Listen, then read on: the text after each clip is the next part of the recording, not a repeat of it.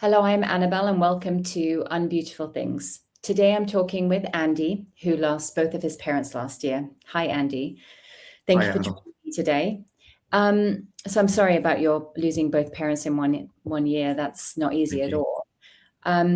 When you look back at that time or the last year, how have you navigated your grief? And how has your experience changed you in any way?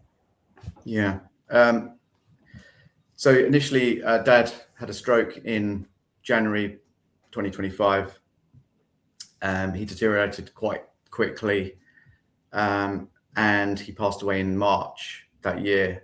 So wasn't a very long time for us to, deal with his deteriorating kind of health, and expecting him to go into a kind of palliative care home situation and then be told his health deteriorated and he's now going on to an end of life was quite hard. And at the same time, trying to help Mum come and see him. They were both nearly 90, so her mobility wasn't that good.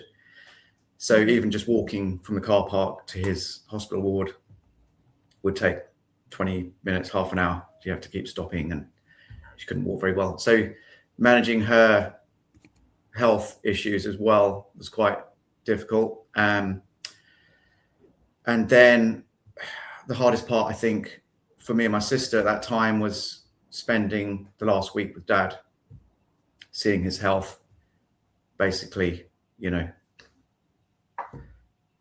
a dying state. We were in one room, and we spent every hour we could during the day for the last week that we were with him. And initially, I said he loved music. He loved listening to Dire Straits, and eventually we started to bring in some music and start playing it to him. Whether he could hear it or not, we don't know. But just watching him deteriorate was really difficult, especially in the first few days. I think after a while you kind of get used to it, but just seeing the body change from what you remember as your dad to a thin skeleton looking kind of person who doesn't resemble your parent. Your skin changes color. There's a smell, because he's not being given any nutrients and any kind of medical care. There's a kind of smell emitted, and things like that are kind of quite hard to kind of get used to. And then we weren't there when he passed away, unfortunately. We had spent all day with him on the last day. We went home, and then we had a phone call at 10 p.m. that he'd passed away. And we all cried. It was an emotional release, I think. We kind of knew that point was coming. And so that was kind of hard, but in a way, we're pleased that he was at peace. He wasn't in any pain. So that was kind of a really difficult thing to get through, that whole period. And then Mum had a fall in May. So we spent that interim period looking after her now. Then she fell over in May at home, and I was actually with her when she fell. And I actually fell on top of her trying to stop her falling over. Oh my gosh. And she damaged her back. And so she got admitted to hospital after a couple of days of being in intense pain at home. And then it was again, we're back at hospital visiting another parent. And so soon after as well. Yeah, so soon after. And because his funeral was in April, and then middle of May, she fell over and then hospitalized. So we're back to kind of square one, dealing with hospital visits again. We live an hour and a half drive. It's not easy to get over there very quickly. And then seeing her deteriorate over time. She was cognitively fine, although she was getting some dementia. She didn't actually remember that my dad had passed away, which in one way was kind of nice that we didn't have that awkwardness. But occasionally she would say, "Oh, where's Dad?" And we would just make up a story that he's not around at the moment. We couldn't bring ourselves to say he'd passed away. Emotionally, it was kind of hard so to soon, kind of admit to that. Wasn't it? Yeah, so soon. And then watching her deteriorate, by not wanting to eat, or eat very little. And she never really had much of an appetite anyway.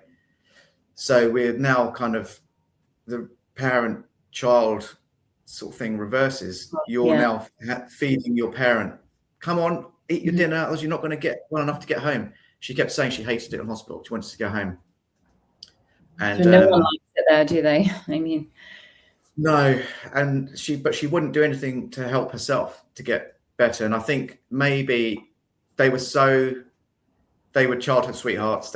They met at school, they got married, they spent their whole life together, to then her to lose her life partner. They would have had their 60th wedding anniversary in September. They would have both been 90 that year. So my dad passed away a year before his 90th, and mum eventually passed away in September, so a month before her 90th. And then, so we had the funerals to deal with, first of all, for my dad. Really emotionally hard. Never, I'd been to the odd funeral for my grandparents, but when it's your parent, it's so much harder. I couldn't face doing the eulogy for my dad. So my sister did it, and she did an amazing job. And then when mum passed away, I thought I have to do one. So I really found it tough to get the words out. I was pausing. I was waiting until I composed myself. It was so tough, but you get through it. You think, I've got to do this for my loved one, my parent. They're kind of almost expecting you to do it, I think, in a way. Especially my parents would have. They loved the church. They loved being associated with the church, even though they weren't terribly religious, but they were well respected in the community. So there's lots of people came to both their funerals. And I think just taking the time to compose yourself, get yourself ready to speak. My initial pause just took forever. Well, it felt like it anyway, but I got through it, and everyone afterwards said, you did a great job. They could see I found it emotionally difficult, but I think that the funeral part for me is the hardest bit. They got buried in the church graveyard. So then, immediate family gathered at the graves for the coffins to be loaded in. So they got buried one on top of the other, which was their wishes. And that was, again, for us and my immediate family and my aunt and uncle and their children and their grandchildren. They all live locally to the area where my parents lived.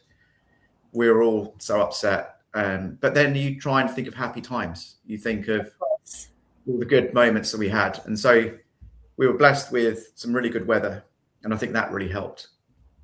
You have your moments of sad and you're crying because it's such a release of emotion. But then you laugh about good things, and then we had a small wake each time for both of them with some lovely food.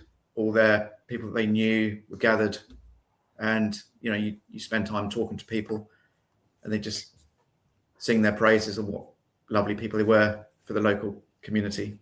Well, that's lovely to hear, isn't it? And and I think once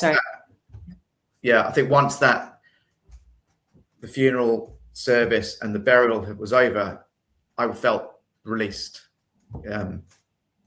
Emotionally, I was kind of back to myself that day. I could laugh and joke and chat, and it was good to get that difficult part out of the way. But then you could spend time talking about the good things. And how has that changed? I didn't interrupt you. Oh, no worries. I think there's a bit of a lag on the audio as well here, but how do you feel? How has it changed? Because it's coming up to, it's been a year for your dad, just over a year, and coming up to your mum. How has your grief for the loss that you experienced changed in any way? Yeah, I think there's a saying, isn't there? Time heals, and it definitely does. Initially, after mum died, I was crying quite a bit in the first day or two. Just such emotional release. And then you do get used to it. It's, you never forget about them. But there are moments when initially I was thinking, because I used to speak to mum every day after dad had passed away, check how she was doing, on those times that I couldn't go and visit her. And then you suddenly realize you can't pick up the phone and just have a chat, or, oh, there's something that needs doing. Oh, I can't speak to dad now about advice. So the little things like that can hit you hard as well, that realization. Yeah. And then, we've got photographs of them on a bookshelf, and then every now and again I'll pause and look at their photos and feel emotional, just looking at their smiling pictures, knowing that they're not here. But then most of the time I'm okay. I don't really think about it. I don't feel a massive loss, so to speak. Is there anything that what would you say to someone going through all of that right now with a parent? Is there anything that you would say to them, someone who's struggling, for example, with that whole process? Yeah. Don't be afraid to show your emotion. Don't be afraid to cry if you need to cry, especially if you're a man. Talk to people, tell people how you're feeling. If you're feeling down and, sad and you can't cope with even going to the shops, or, people will help you. So if you need some help, people will come to your aid. If you need someone to talk to, go for a walk, get some fresh air, go and do something that you enjoy or you've enjoyed in the past that you maybe couldn't do right now. Make time for yourself. And don't be afraid to ask for help. Yeah, reach out and just ask for help. Thank you, Andy. I appreciate you sharing some of your journey, and it's been really meaningful hearing your experience, and I'm sure it's helped people. And thank you everyone for watching. Thanks. Bye-bye. Bye.